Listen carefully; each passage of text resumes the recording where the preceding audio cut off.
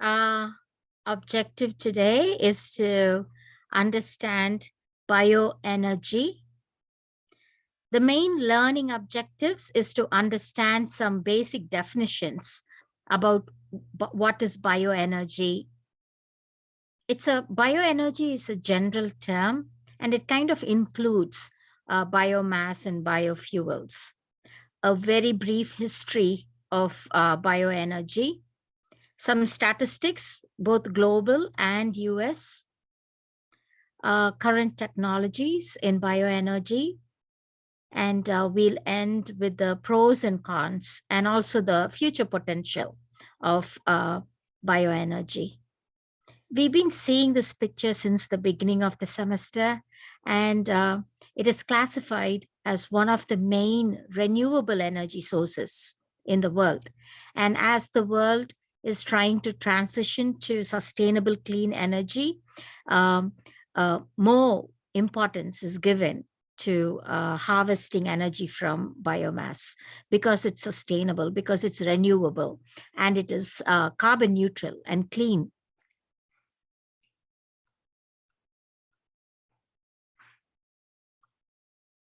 So what is bioenergy?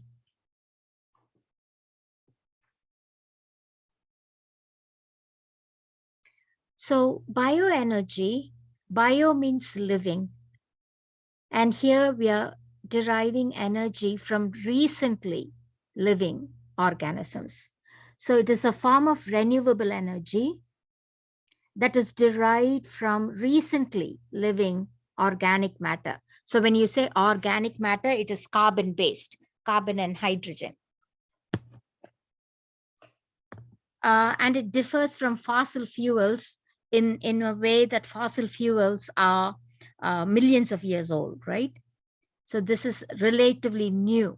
And then that energy from biomass, like these are all products of photosynthesis, like plant debris, tree, wood clippings, branches, animal waste. All of them can be converted to produce transportation fuels, electricity, and heat. Bioenergy is carbon neutral. So it generates the same amount of carbon dioxide as fossil fuels, but every time a new plant grows, it's going to absorb carbon dioxide from the atmosphere during photosynthesis. It is renewable because the source is inexhaustible. We can grow more plants and we can renew it. Because photosynthesis, again, can be renewed. We can plant more crops. This is a very interesting theory. It's called as the energy ladder.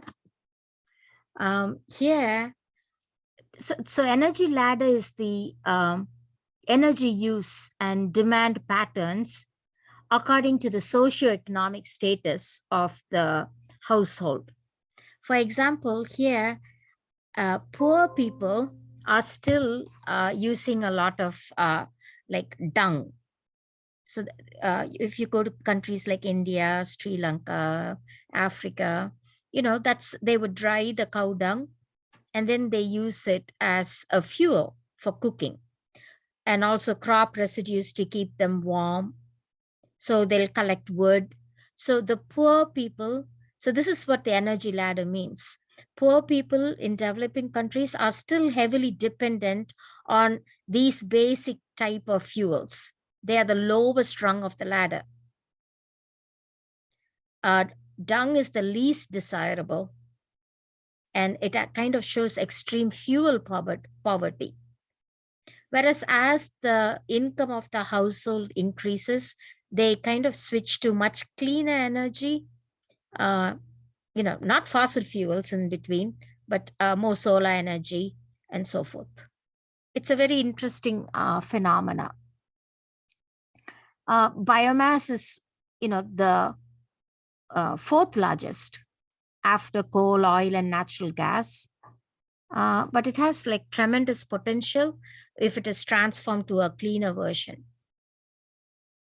And this diagram shows the current use of bioenergy use. Currently, world over, the biomass energy is about 10%. It's currently 10%. It's meeting 10% of the world's energy requirements. If you take in a developing nation, a third of the energy comes from biomass. However, like there are very poor countries like Ethiopia and Nepal, 90% of their energy needs are met by biomass.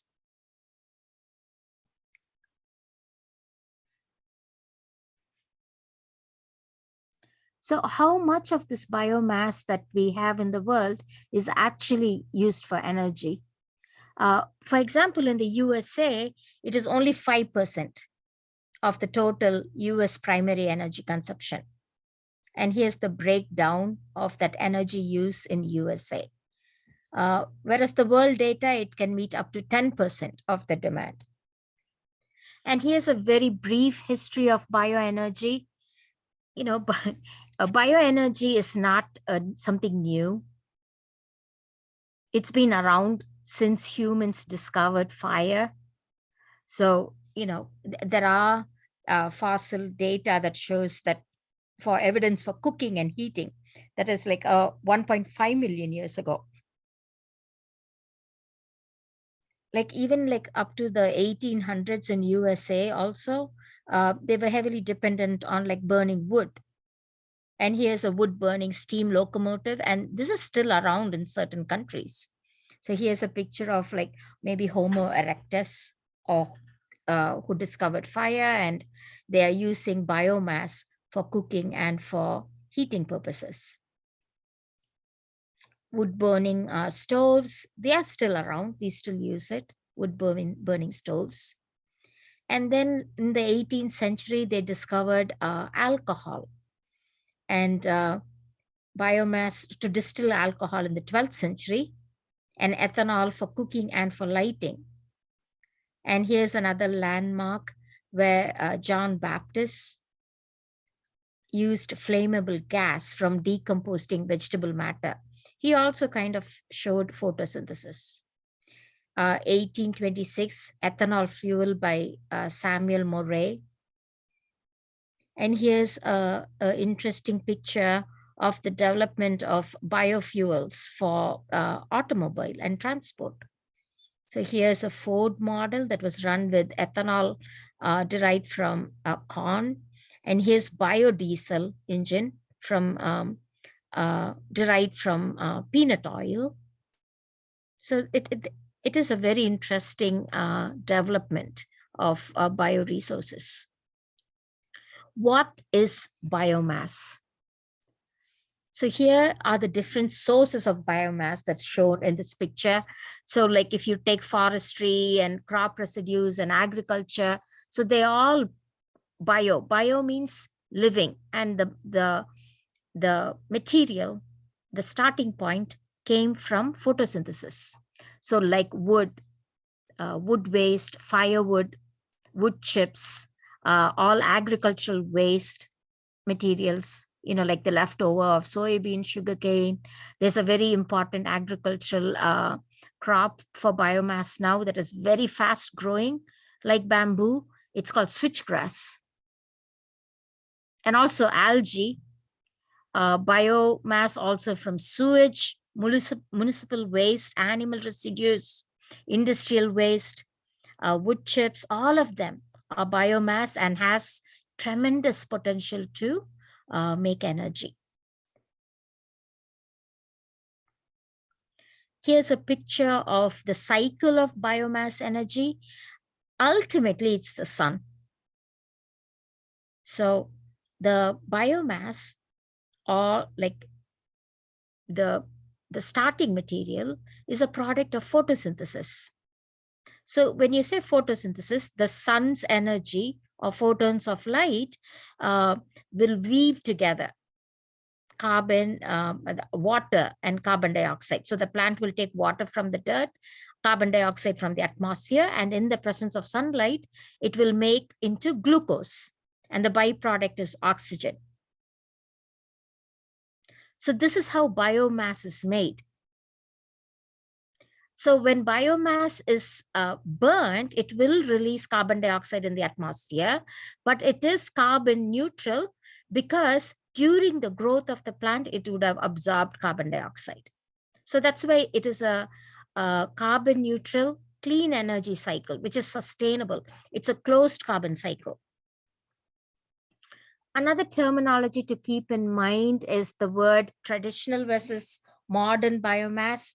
So if it was created in a sustainable way, it is modern. And so that's what they mean when they say traditional. So wood would be traditional. But if the forest has to be replenished and replanted in order to be sustainable. So biomass production in a sustainable way is called modern biomass, and it excludes traditional use of biomass for electricity generation or heat production. There are several technologies that have been developed to convert biomass to energy. Because just burning wood, right, it doesn't capture all, it's not very efficient. So we have many processes that have been discovered, technology, to make it more efficient. So when you say biomass, so the living material due to photosynthesis, mostly trapped in the cell walls of a plant, is either cellulose, hemicellulose, and lignin. So they can be treated. So they are directly burnt for heat, cooking, and so forth. They can also undergo certain conversion processes, a thermal conversion process to either make solid, liquid, or gaseous fuels. They can undergo chemical conversion. So the thermal conversion is pyrolysis and gasification to produce syngas and oil gas fuels. There's also microbial conversion, microbial fermentation, or anaerobic digestion. There's also chemical conversion. So there are many technologies that's available to convert biomass into energy. Let's see what pyrolysis is. So pyrolysis is heating of the biomass in the absence of oxygen. So the temperature is pretty high, 450 to 500 degrees centigrade. So this will deconstruct all the polymers, but it can produce gas. So the biomass is converted to gas. Example is called syngas, or bio oils that can be used for heating, to make other chemicals, transportation fuels. It can also be used to make agricultural soil conditioners. So there's something called biochar, which is like very popular nowadays. So we have bio oil, biochar, syngas, and so forth. So in this pyrolysis or combustion process, because there's no oxygen present, the biomass will decompose into a combustible gas and biochar or bio oil. And then these can be condensed into liquids called biofuels, bio oil, which can be used as a fuel. So this is the process that shows how the pyrolysis reaction happens. So no oxygen, high temperature. What is hydrotreating? So hydrotreating is another conversion process.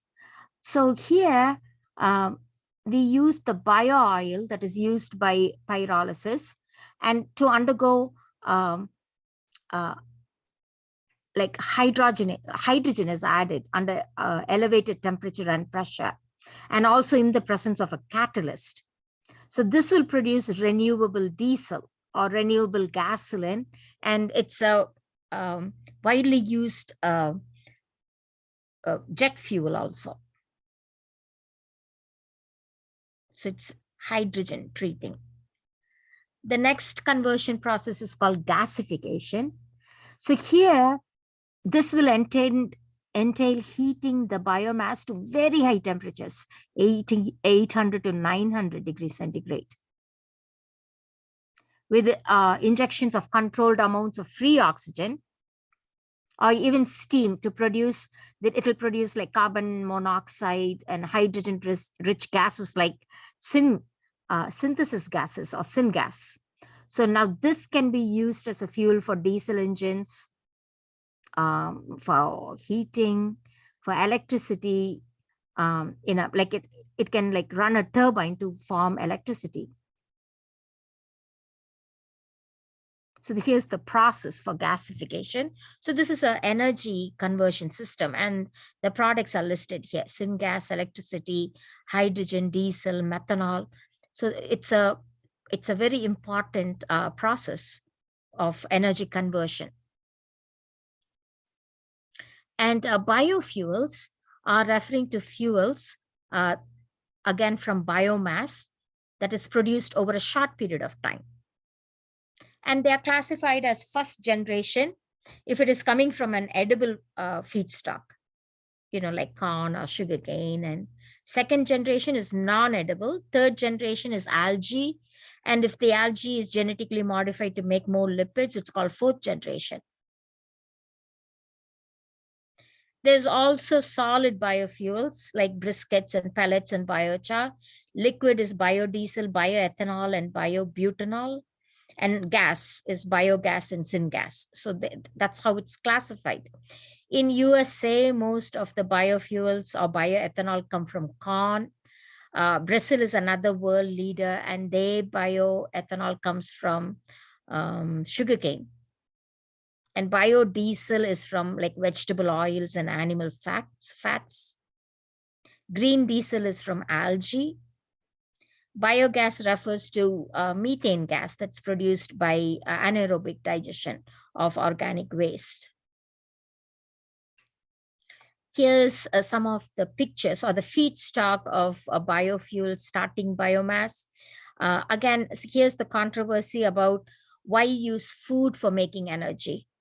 When there's so much hunger in the world, how can you use the corn to make ethanol instead of like giving it to people?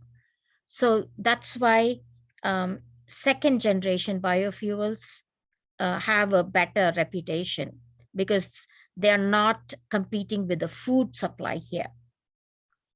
So some of the main basic biofuel feedstocks are soybean, corn, sugarcane, sugar beet, switchgrass, jatropha, and algae that you're going to study next class. And of course, all the agricultural waste and human waste, sewage waste that has the potential for making biogas. I thought this picture was interesting, that most of the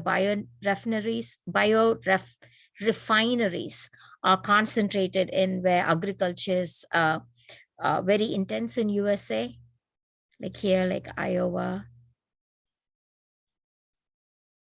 There are 4 main types of biofuels: bioethanol, biodiesel, biobutanol, and biogas. And here's a gas pump in Brazil that has like a dual, both gasoline offered and bioethanol offered. They have the infrastructure for cars to run on ethanol. So let's briefly look at each one of them. So when you go to gas, so here is the picture of all the waste, like a silage, slurry, and all organic waste.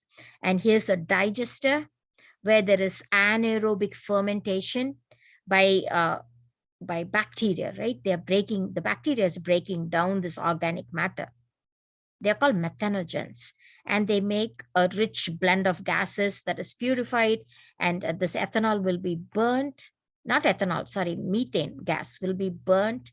That can run a turbine, and then it can create electricity in a generator, and the excess electricity can be thrown on the grid, thereby making money for the farm. And the leftover makes for excellent fertilizer for the agricultural land. And there's also energy, thermal energy given off that can be used to heat green houses and so forth. So that's biogas. So this is produced by the decomposition of any kind of organic waste, like food scraps, animal waste. So this is very popular in dairies where there's a lot of cow poop, so that it can be, it's converted to electricity. Bioethanol, here's the fermentation. So the sugars or even cellulose now can be broken down by yeast to make ethanol, C2H5OH, and carbon dioxide. And this can be a very useful fuel. Bioethanol is produced by fermentation of carbohydrates, such as sugarcane, sugar beet, corn, etc. United States is the world's largest producer of ethanol, producing 13.9 billion gallons, followed by Brazil. So these are the two world leaders in making bioethanol. And here's, instead of using sugarcane, here you can also use, after you take the sugar, you can make cellulosic ethanol. So there's no controversy about, intruding into the food chain. Biodiesel is also a renewable, biodegradable fuel made from vegetable oils, animal fats, or like recycled restaurant grease. So by a process called transesterification, these grease can be converted to biodiesel. And here's the process. So the oil is extracted, it is refined, it is transesterified, and there are buses and transport vehicles that run on biodiesel nowadays. Indonesia is the world leader on this one. So bioenergy has tremendous potential and also a lot of advantages. It is clean source of energy, environmentally friendly, carbon neutral. The biomass can be stored and used whenever as needed. It is domestic. It increases energy security, cuts back on fossil fuels, cheaper than fossil fuels, and of course, like recycling of garbage. So it has many, many disadvantages. If it is not sustainable, if it's not sustained, if there is no plan for replanting the fields, then it can become non-renewable. It requires land. It requires expertise and management of the biomass. It is not as efficient. The efficiency level is not high. Growing plants, can compete with growing plants for food. So it does has disadvantages. And this is a very interesting statistical potential about global bioenergy. See, before 1800s and in earlier on, it was all biomass. And then when they discovered coal and fossil fuels, it replaced biomass. However, in developing countries, biomass is still the most used energy for them. Here's the important statistical projection. In 2020, biomass provided 5 quadrillion BTUs, that is 5% of the energy use of USA. Studies indicate that the bioenergy use in the world is 10%, with a growth rate of 1.3%, which is good. And you can see the most potential all around the world, Latin America and the sub-Saharan Africa. There's lots of potential there because they're all tropical.